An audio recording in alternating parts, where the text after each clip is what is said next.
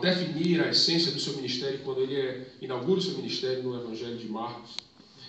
O Evangelho, na Antiguidade, era uma palavra que, quando ela era usada, sabia-se que algo tinha sido feito. Ou seja, que nada mais precisaria ser feito e que, portanto, a vida de quem ouvia aquela mensagem havia sido mudada, modificada, queira a sua vontade ou não. Num texto antigo, em relação ao imperador romano, César Augustus, existe um relato do VI século que podemos então compreender o que eu estou falando aqui. Diz-se assim: todas as esperanças que tínhamos foram cumpridas em César. O nascimento de Augustus foi para o mundo inteiro o princípio das boas novas, Evangelho. O nascimento dele, queira ou não, modificou a sua vida. A sua vida é diferente hoje pelo nascimento de César Augustus. Nada mais pode ser feito, precisa ser feito. Todos os benefícios da vida hoje que você usufrui como cidadão romano foi por causa de César. Essas são as boas novas. Portanto, o Evangelho é o anúncio que Deus já fez, o que haveria de ser feito e que mais nada precisa ser feito que possamos fazer para sermos salvos. Nada mais. Porque Deus, em Jesus Cristo, fez tudo. E aí que parte, então, ponto 2, a suficiência do Evangelho. O Evangelho não é o primeiro degrau da vida cristã, como às vezes nós entendemos, que é o estágio básico em que as pessoas descobrem a Cristo. É a mensagem básica que te traz para dentro. Mas o Evangelho, bem compreendido, não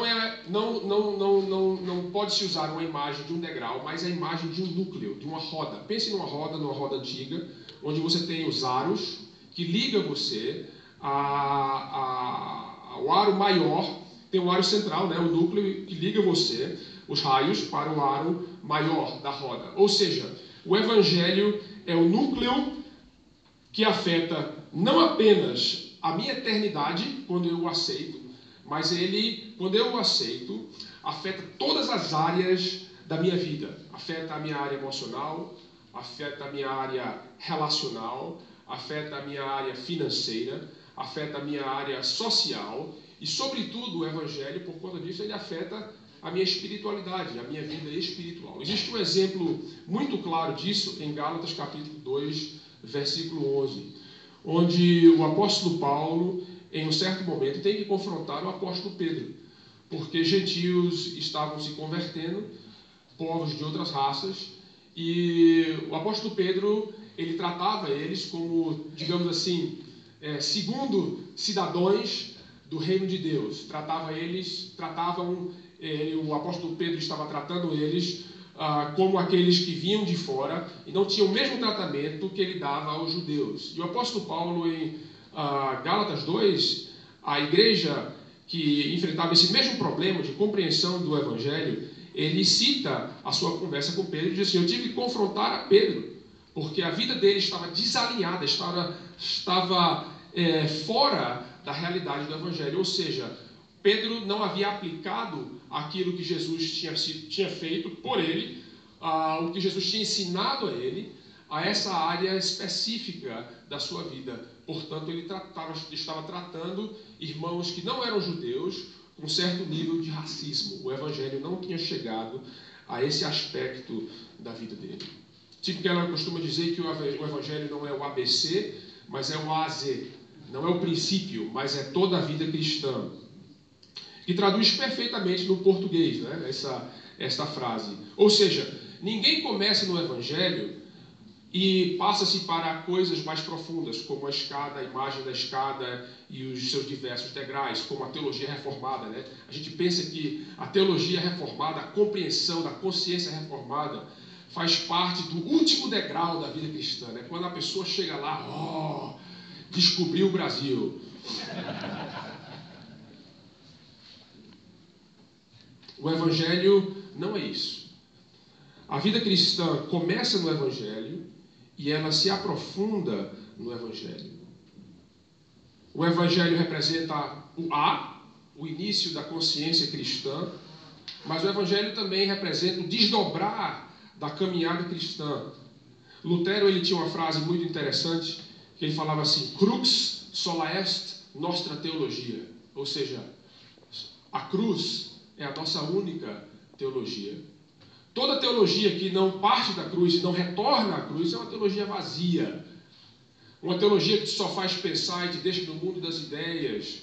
Não é uma teologia cristã. A teologia cristã ela deve partir da cruz, e qualquer reflexão, e qualquer diálogo, e qualquer discussão que exista deve ter por fim o retorno à essência do Evangelho.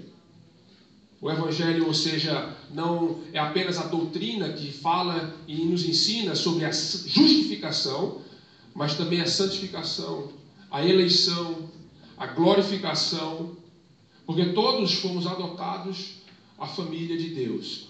Todo o processo de salvação que Deus nos salvou, que Deus está nos salvando e que Ele nos salvará, nisso consiste a mensagem do Evangelho. É o meio que nós nascemos e é o meio em que nós crescemos na vida cristã.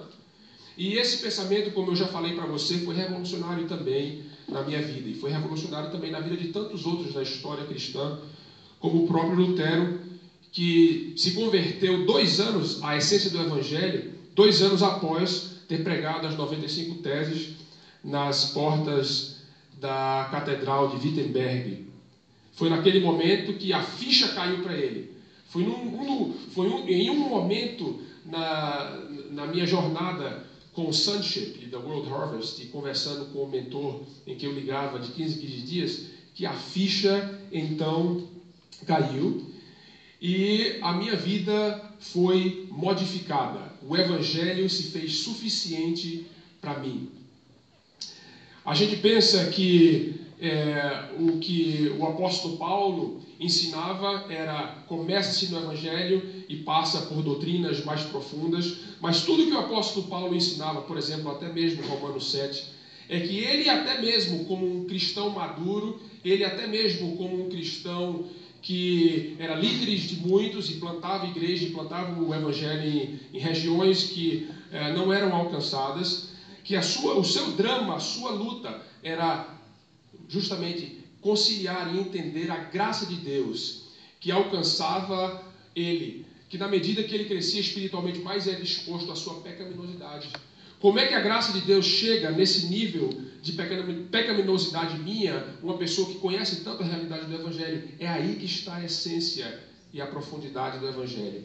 Que quanto mais existe o pecado, mais existe a graça de Deus, lá está a graça de Deus. Que quanto mais o pecado ele é mascarado por boas obras, ali existe o Evangelho. O Tiago ontem falou sobre isso, que eles saiu a revitalizar uma igreja com motivações erradas para demonstrar a sua habilidade, para mostrar que ele talvez estava mais próximo de uma doutrina mais sã do que outros pastores da própria cidade.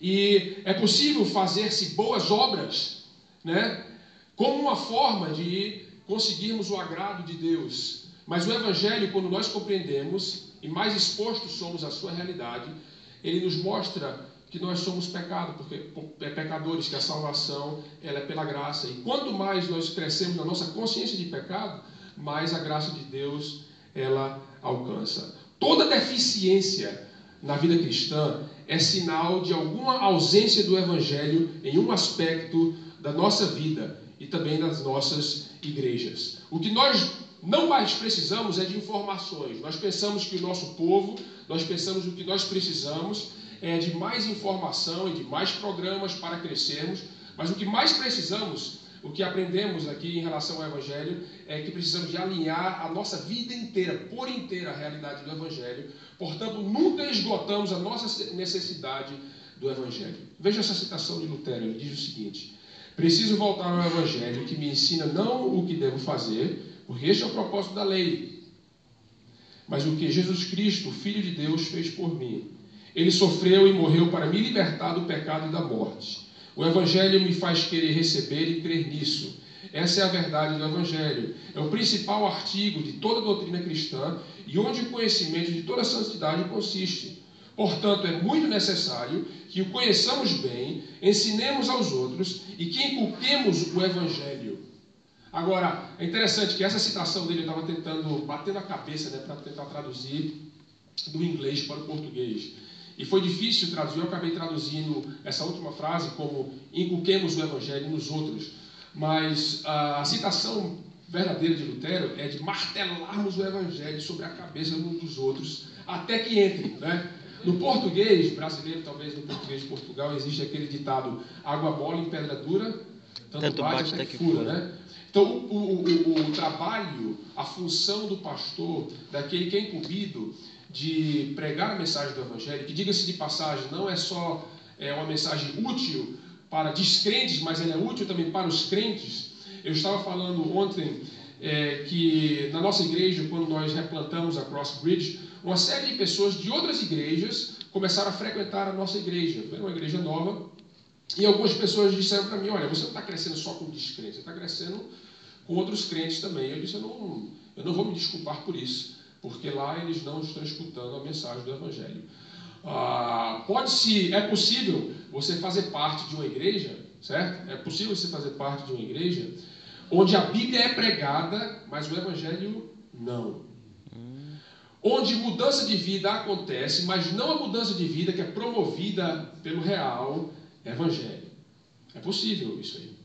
Porque os 12 passos, por exemplo, eles mudam a vida de uma pessoa, mas não é a mudança que o Evangelho tende a promover.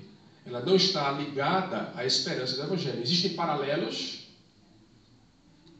mas não é a mudança que o Evangelho vem a trazer. Portanto, o nosso papel é de inculcarmos o Evangelho nas pessoas, porque a vertente natural do nosso coração é de buscarmos salvação por intermédio das nossas próprias obras, por intermédio da nossa própria intervenção, por intermédio da nossa própria mudança de consciência, mudança de comportamento.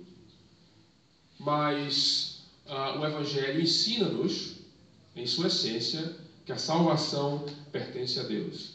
A ilustração que o Keller usa é de uma máquina de Coca-Cola, né? Daquelas máquinas que você bota ficha, ou, sei lá, bota dinheiro, que também tem de metrô, né? Você faz isso e você coloca aquela ficha e o refrigerante não desce, a soda não desce. Aí o que você faz? Até joelhada, né? E até chega uma hora que a ficha cai e o refrigerante desce. Esse é o nosso papel.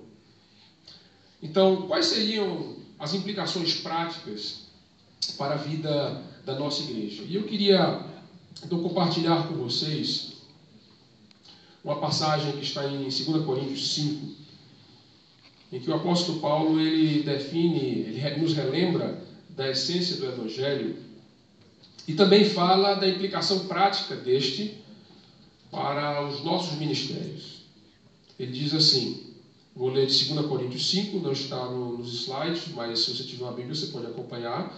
2 Coríntios 5, versos 17 a 20. Ele diz: portanto, se alguém está em Cristo, é nova criação. As coisas antigas já passaram, eis que surgiram coisas novas. Ou seja, o Evangelho é mudança de vida. É aquilo que ele fala também em Romanos 1, 16 e 17. O poder de Deus para a transformação de vida. Ele continua: tudo isso provém de Deus. A salvação pertence ao Senhor, Jonas 2, que nos reconciliou consigo mesmo por meio de Cristo, o agente da reconciliação, e nos deu o ministério da reconciliação. Essa é a nossa função. Ou seja, que Deus em Cristo estava reconciliando consigo o mundo, não levando em conta os pecados dos homens, e nos confiou, isso é muito sério, e nos confiou a mensagem da reconciliação. Portanto, somos embaixadores de Cristo, como se Deus estivesse fazendo o seu apelo por nosso intermédio. Por amor a Cristo, suplicamos, reconcilie-se com Deus. O Evangelho entregue a nós é o ministério de reconciliação. ele reconcilia pessoas com Deus, ele reconcilia pessoas com pessoas, ele reconcilia o comportamento ao coração, ele concilia ou reconcilia necessidades com recursos e ele concilia a vida como um todo e também o presente com o futuro. O Evangelho, ele reconcilia pessoas com Deus. Como? Através da pregação da palavra. É isso que o apóstolo Paulo está falando aqui em 2 Coríntios 5. Que porque Cristo, ele é o agente da reconciliação de Deus, da obra da salvação, do plano de salvação de Deus, Cristo, ele deve estar no centro de toda a mensagem que é proferida num contexto de comunidade cristã. Aí alguns aqui estão pensando, pô, isso aí eu faço. Agora é interessante o seguinte, que é possível pregar-se Cristo sem pregar Cristo como esperança que está apresentada nos Evangelhos, ou no Evangelho, a esperança máxima apresentada no Evangelho. Por exemplo, você já ouviu pregações em que Cristo é apresentado como um modelo? Olhem para a vida de Cristo. Façam como Cristo. Olha como Cristo tratou esse leproso. Olha como Cristo respondeu àqueles que o perseguiam. Olha como Cristo falou a respeito dos impostos. Faça também o mesmo. Viva a sua vida como Cristo. Então temos aquele slogan, né? O que faria Jesus? What would Jesus do?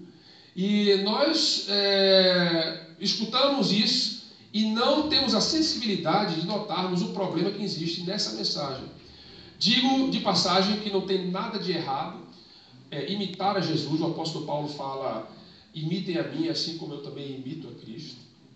Mas se você colocar para as pessoas o objetivo do seu crescimento cristão, imitar a Cristo, mano, você está colocando eles numa situação que inevitavelmente, uma hora ou outra, vai os levar à decepção total com a fé. Primeiro, porque ninguém consegue imitar Cristo perfeitamente. Todos nós vamos ficar aquém do patamar da vida em que Cristo viveu. Segundo, que Cristo não veio para que nós possamos imitá-lo. Cristo veio para o quê? Nos salvar. Porque nós não conseguimos o quê? Imitá-lo. Cristo veio para nos salvar. Então é possível pregar-se Cristo como exemplo, mas não pregar-se Cristo como esperança, como salvação. A mensagem central do Evangelho, aprendam isso. E eu aprendi isso. Não tem como objetivo a melhoria de pessoas, de seres humanos, mas é reconciliar seres humanos a Deus. Todavia, nós sabemos que toda a mensagem de reconciliação, quando é recebida pelo ser humano, se desdobra, demonstra-se em melhoras na sua vida. Mas uma pregação que diz, olha aqui, 5 passos para se tornar um homem de Deus, faça isso, uma mulher de Deus. 5 passos ou 2, 3 passos para compreender a vontade de Deus. Ore, leia a Bíblia e jejue, faça isso. É uma mensagem boa, é uma mensagem que, se recebida, pode melhorar a vida de alguém, mas ela não vai transformar você ao longo prazo. Não vai existir uma transformação no âmago, né, da sua vida, que vai resultar em, como se diz, de águas vivas que fluem constantemente de si, porque essa modificação, essa mudança, essa transformação, só quem traz é o Evangelho. Edmund Clooney, que foi professor do Tim Keller na área de pregação, no seminário de Westminster, ele fazia distinção entre pregações de sinagoga e sermões verdadeiramente evangelísticos. O que é uma pregação de sinagoga? Uma vez eu fazia parte do comitê de exame de novos candidatos do nosso presbitério, da nossa igreja lá no Brasil. E foi-se à frente um concluinte do curso de teologia, que estava para ser ordenado pastor, e como é de praxe em todo o exame, o concluinte tem que pregar um sermão. E ele pregou um sermão, que talvez vocês já ouviram, um sermão sobre Davi e Golias. E ele pegou e disse assim, olha, os Golias estão aí nas nossas vidas, as oposições, os gigantes se levantam todos os dias. Façamos feito Davi, peguemos pedrinhas, essas 6 pedrinhas que estão ao longo do rio, uma delas, a alegoria dele, uma delas é a oração, a outra é a perseverança, e assim por diante. Ele deu um nome a cada pedra. E disse, se você pegar essas pedras, você conseguirá derrubar os gigantes da sua vida. Quantas pregações você não escutou dessa forma? Talvez não sobre Davi, mas Neemias, né? Os opositores à construção da muralha. Ou você talvez escutou uma pregação sobre Josué, que marchava ao redor da terra e batia os pés para que as muralhas, as resistências caíssem. E cheio de aplicações práticas e boas, mas nada conectado à obra de Cristo. Ou seja, a esperança está na sua habilidade de se disciplinar e obedecer, que é o que o apóstolo Paulo tanto combateu na carta aos Gálatas, que ele falava que isso também era obra da carne. Ele dizia assim, ó insensato Gálatas, como é que vocês começaram no Espírito e agora estão se aperfeiçoando na carne? Eles não estavam se aperfeiçoando na carne fazendo churrasco, né? Como nós brasileiros gostamos de fazer. Eles não estavam se aperfeiçoando na carne nas orgias lá fora, mas eles estavam se aperfeiçoando na carne por estarem apresentando uns aos outros uma série de demandas que, se cumpridas, levaria ao crescimento e à evolução cristã. E o apóstolo Paulo disse isso aí, nada mais do que um trabalho, uma obra da carne, uma teologia da carne. Não sou contra, estava falando ontem aqui, não sou contra as mensagens motivacionais, acho que existe espaço para isso, encoraja as pessoas, mas o púlpito cristão não é para outra coisa a não ser de se pregar Cristo crucificado, como esperança dos homens. Por muito tempo, no meu ministério, não pregava Cristo crucificado todos os domingos. Pregava ele uma vez por mês. Pregava ele uma vez a cada 3 meses. E enchia a linguiça, né, o chouriço, com muitos outros princípios bons,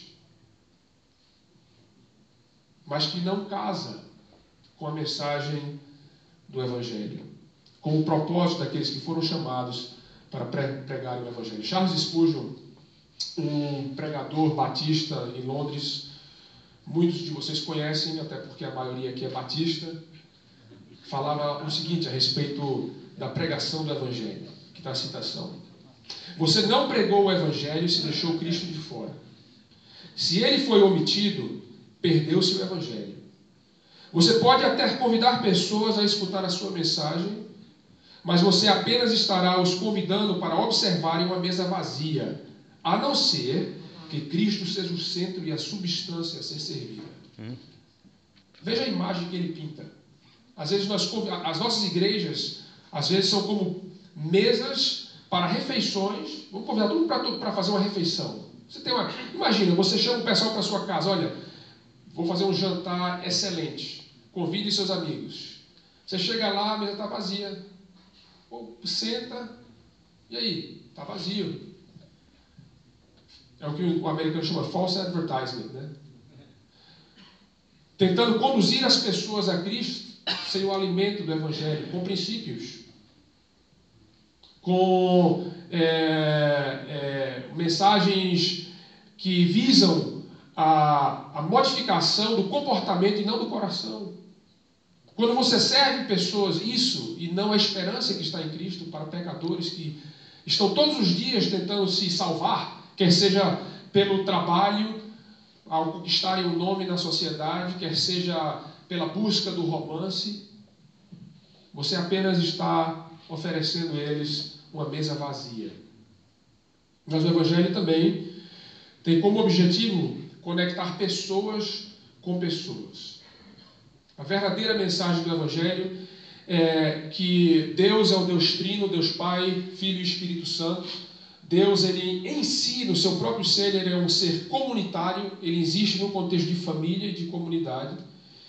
E o que o apóstolo Paulo fala em 2 Coríntios 5 tem a ver com isso, porque nós somos chamados de fora, portanto, a reconciliação, para vivermos em uma comunidade de amor, participar da dinâmica relacional que existe entre as pessoas de Deus. Nós somos chamados à família de Deus, à mesa de Deus. Um grande exemplo disso, de como o Evangelho ele tem esse poder, é o capítulo 16 de Atos, que fala do princípio da igreja em Filipos. E lá naquele capítulo nós temos o relato das 3 primeiras conversões. A primeira pessoa que se converteu por intermédio do ministério do apóstolo Paulo foi Lídia, uma vendedora de púrpura, uma mulher inteligente, muito informada, educada, que tinha dinheiro. E a segunda conversão não foi nada como a de Lídia, que se converteu escutando o apóstolo Paulo pregar Cristo numa mensagem, numa passagem do Velho Testamento, porque era isso que elas faziam, um grupo de oração, de estudo bíblicos que existia na cidade. E o Espírito Santo abriu o seu coração quando Paulo explicava as Escrituras. Mas a segunda foi uma moça, uma adolescente, que era abusada porque ela tinha um dom de adivinhação. Alguns dizem que era associada à prostituição. E ela servia aos seus cafetões, tem essa palavra aqui no português de Portugal, ou aqueles que controlam chulos. Os chulos, o seu chulo, né? Seus chulos, e controlava essa moça, e ela estava possuída de um espírito de uma serpente, e seguia o Paulo e os seus companheiros por toda a cidade até que ele expulsa o demônio dessa moça. Os seus chulos perdem sua fonte de renda, reportam Paulo às autoridades e ele acaba sendo preso. E lá na prisão, há um terremoto à noite, as portas se abrem, o carcereiro toma sua espada para poder se matar, porque os prisioneiros estavam à sua responsabilidade, era assim que se tratava, dessa forma. E o apóstolo Paulo diz para ele: olha, não se preocupe que todos estamos aqui. Ele diz: o que é isso que aconteceu? E o apóstolo Paulo então tem a oportunidade de pregar o evangelho para ele, que acabam levando para a sua casa, de uma forma bem legal até, trata das suas feridas, e não lá só ele é batizado, mas também os seus familiares. E aquele capítulo termina falando que a igreja agora estava se reunindo na casa de Lídia, onde lá havia uma mulher asiática que era muito bem educada, que era de uma classe A, e havia também uma adolescente grega e um centurião romano de meia idade. Todos esses agora faziam parte da comunidade cristã. O Evangelho, ele de uma certa forma, ele derruba as barreiras de discriminação que nós temos com as pessoas, e ele nos une porque nós entendemos que Deus nos chamou não quando estávamos o buscando, não quando estávamos fazendo por onde, mas quando éramos inimigo dele. E é assim que o Evangelho então faz a obra. Mas o Evangelho também, ele não apenas une pessoas com Deus, pessoas com pessoas, mas o Evangelho, ele harmoniza, ou ele concilia o comportamento ao coração no pastoreio. De forma prática, qual é a nossa função quando pastoreamos pessoas, quando recebemos essas pessoas nos nossos gabinetes, apesar de que muitos de vocês não têm prédio, não têm edifícios, ou não têm salas que se chamam de gabinete, que vocês podem se encontrar com as pessoas, alguns são no Starbucks, e o meu gabinete eu prefiro que seja lá fora, na rua mesmo, do que até próprio dentro da igreja. Eu falei desde o início, quando eu assumi o pastoreio dessa igreja, que, olha, não me esperem encontrar aqui, dentro das dependências da igreja. A minha paróquia é o mundo, tá?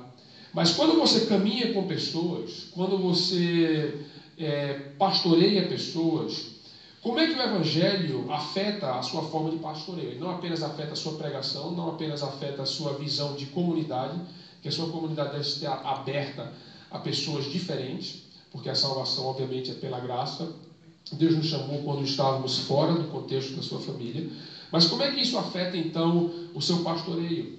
De forma prática, o que devemos fazer é ajudar as pessoas a identificarem as suas idolatrias, as suas falsas esperanças. Quem é a esperança que está sendo oferecida por intermédio do Evangelho? Cristo.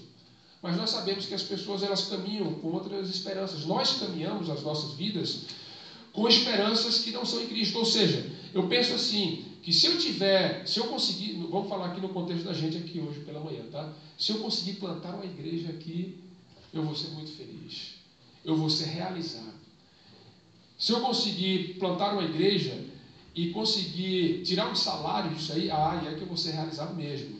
Né? Se pessoas começarem a se converter, se eu tiver uma igreja grande, aí eu vou ser bem realizado. Alguns outros pensam, se eu me casar, eu vou ser uma pessoa realizada, aí eu vou encontrar o sentido da vida. A vida para mim vai fazer sentido. Se eu conseguir atingir certas camadas na minha indústria profissional, aí ali eu vou ser uma pessoa feliz e satisfeita. As pessoas das nossas igrejas, elas caminham com esperança. Se você parar para pensar e perguntar a qualquer pessoa, diz, olha, o que você mais almeja e deseja da vida? Através de conversas você consegue entender e chegar onde está ao âmago da questão. E, portanto, é o seguinte, toda deficiência que existe na vida, toda depressão, todo problema relacional, todo problema de rancor e ira, parte de uma deficiência do Evangelho. Eu estive conversando há pouco tempo com um rapaz que, numa das nossas congregações, que estava enfrentando um forte período de depressão. E ele não tem antecedentes de disfunção química, porque eu entendo que, obviamente, isso aí é ciência e é realidade. Mas é porque ele havia se mudado de uma cidade para Miami a convite